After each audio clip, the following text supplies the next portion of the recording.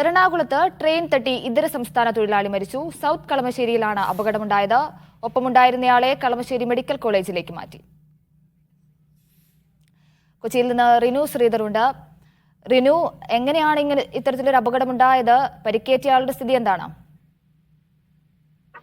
വൈകിട്ട് 7 മണിയോടുകൂടി കളമശ്ശേരിയിൽ വെച്ചാണ് ട്രെയിൻ തട്ടി രണ്ടുപേർക്ക് പരിക്കേറ്റത്. അതിൽ ഒരാൾ സംഭവ സ്ഥലത്ത് തന്നെ മരണപ്പെട്ടു എന്നുള്ളതാണ്. രണ്ടുപേരും ഉത്തരേന്ത്യൻ സ്വദേശികളാണ് എന്നുള്ളതാണ് പോലീസിൽ നിന്ന് ലഭിക്കുന്ന വിവരം. ആരെയും തിരിച്ചറിയാനായിട്ടില്ല.